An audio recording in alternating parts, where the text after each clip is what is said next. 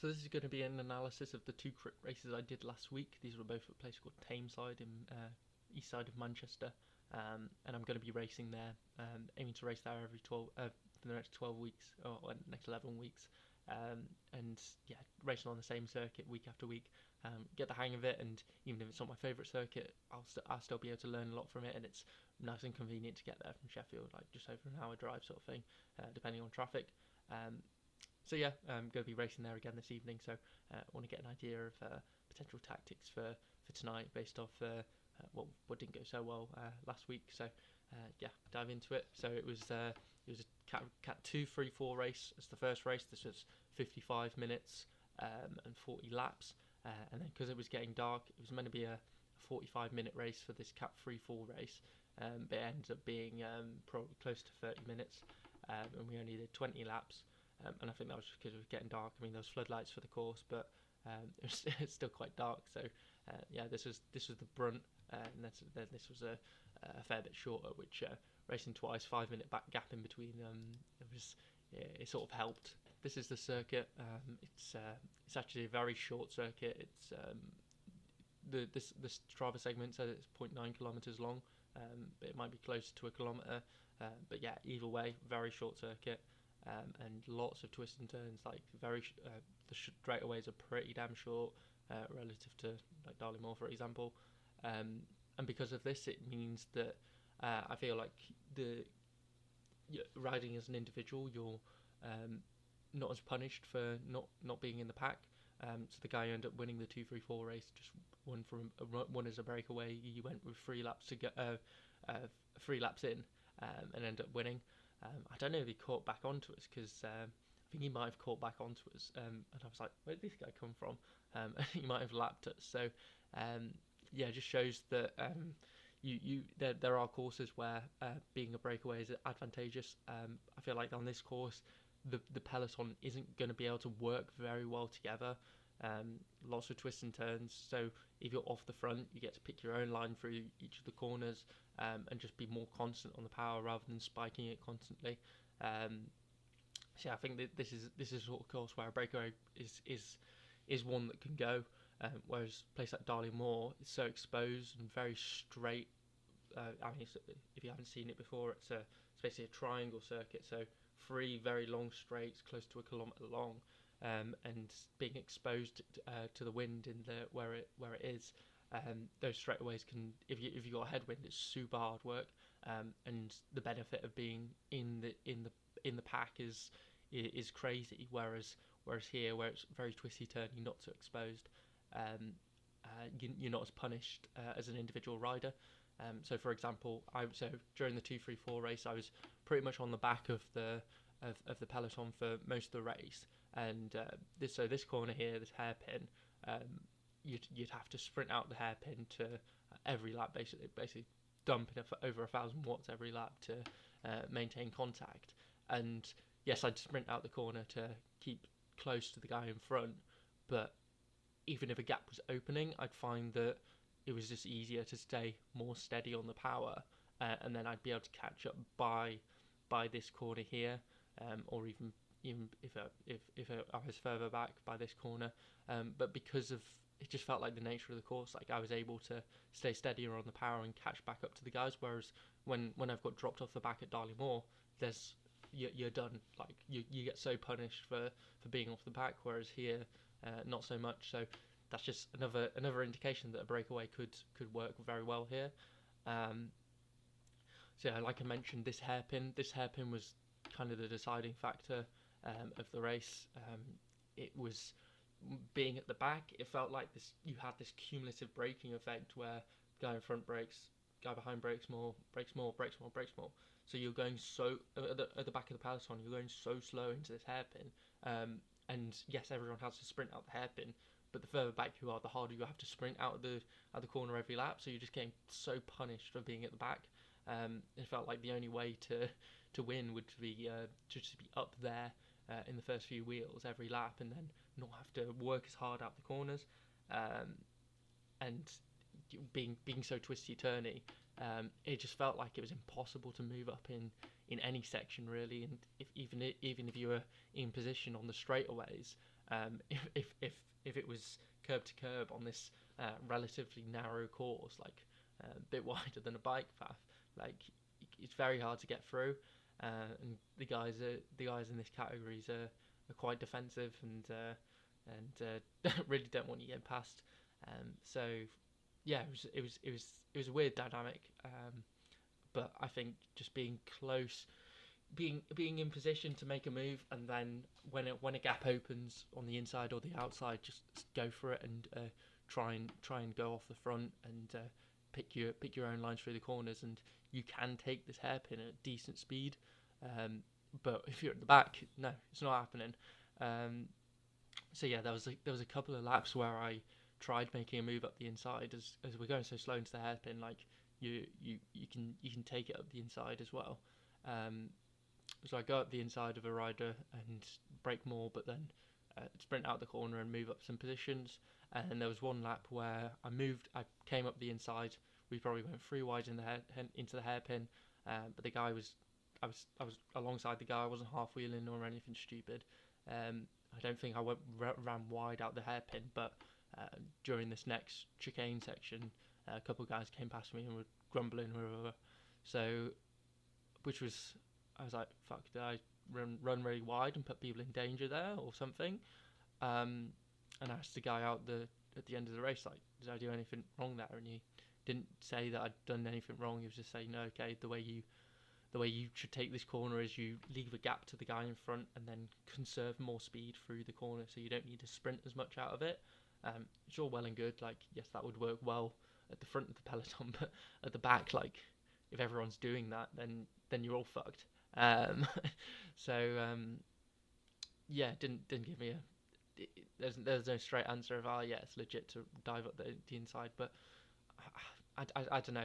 I'm still conflicted on it. It seems perfectly legit to me. Like on the final, like the guys got annoyed at me going three wide into that hairpin. On the final lap, it was like six wide. Like no one gives a shit. Um, so yeah, I think it's fine to go at the inside, but then at the same time it's weird, and like if I can just attacking off the front is going to be the easiest thing anyway. And whenever I move up several spaces, I would find myself drifting back anyway, just because the guys with more experience taking slightly better lines through the corners and the chicanes. So yeah, I think the best strat for me on this course is just going to be trying to send it off the front and stay away. Maybe with some other riders who's got the same idea. So yeah, I don't know. I think it's just part of bike racing. Using all the lines that's available. I've talked to an experienced rider who I explained a similar situation at Darley Moor, where I'm like, is it legit to dive at the inside? It's like if the space is available, like if it was a pro race, every bit of space is going to be taken. Like every viable line is going to be used. So yeah, but then at the same time, like I don't want to be pissing people off. Like I don't want to be even if I win the race, like I don't want to win a race where I've pissed off the whole peloton. You know, like I want to be a safe rider who's people are comfortable to be around. You know, but I'm still learning this stuff, so I understand. So yeah, enough said. During so this first race, this 55-minute 40-lap race, yeah, it was hard work, but I didn't feel. After I moved up the inside and I got some stick from the guys, like I kind of was mentally out of it and was just back of the pack, like, well shit, I can't do anything. It's impossible to move up anywhere else. I can't move up into this hairpin because you guys are getting annoyed at me. So I basically just sat back of the pack for this one. But I got round. I mean, it was the highest level race I've done so far, technically, with racing against Cat 2 riders for the first time. So yeah, good to get round, but it was like I said, it was a course where I didn't get punished for drifting off the back and then then coming back on more steadily. Whereas at Darley Moor, I know I would have been punished.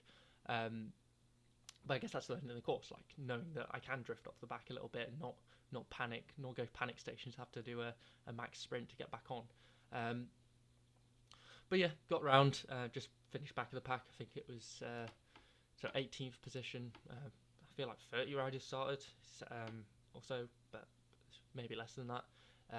But yeah, got round at the end of the day, and it was, I mean, it was hard, a big effort, decent effort. So 340 watts for a bit less than an hour, 365 normalized. Like, it's not easy, and good training. Doing doing 1,000 watts, 1,000 watts multiple times a lap out of the corners, this corner and then the hairpin. Yeah, learned a little bit, got some good training in, but not much more than that.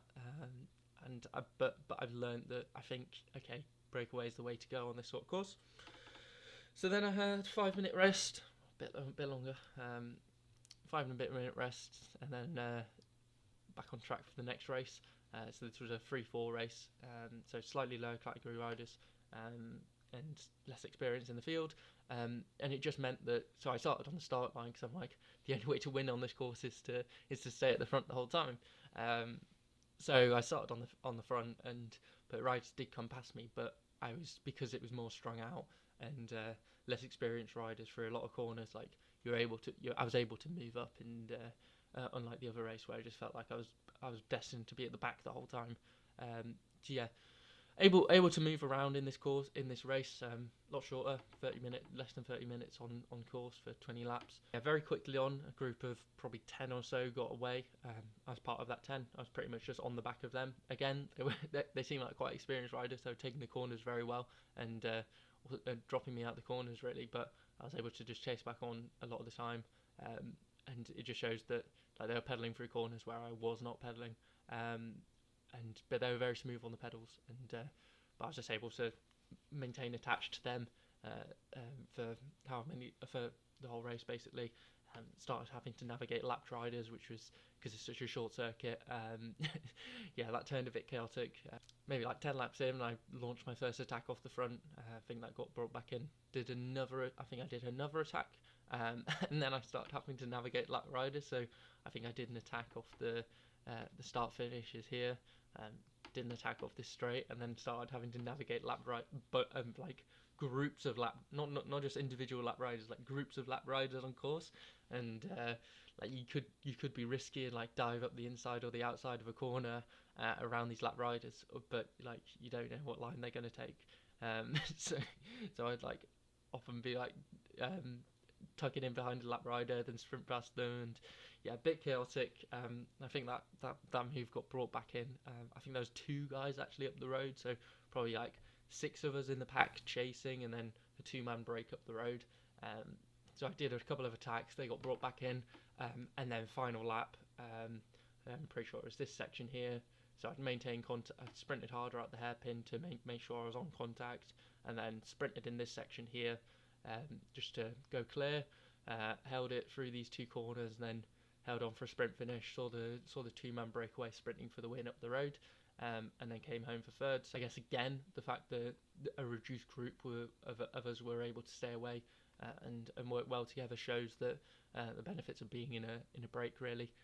And again, like, I was able to ride by myself sometimes where I'd fall off the back. I'd be able to stay calm, chase back on steadily, and it shows that you can do well as a solo rider out on this course, and a 2-man breakaway won. So yeah, bit less power, probably about the same power really, a little bit more actually. So 340, 370 normalized, and heart rate getting up a little bit, and yeah, I had to make some big efforts to like, obviously when you're making a move, you don't want to.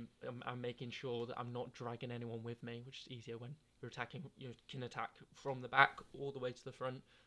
You're not dragging any riders with you, and I was able to make a decisive move rather than bring it into, because of the sprint finish being a very narrow course, and lap riders on course, like I don't not back my sprint, but at the same time, like, I knew how chaotic it was, so making a move early on and then holding on seems to be the right call, rather than a couple of weeks ago at Ennerdale where I made a move earlier on and then tried to hold on, but in that scenario I was dragging the peloton with me, whereas here I made sure to make a decisive move to make myself off the front, so the work that I'm doing is only helping me, it's not helping anyone else.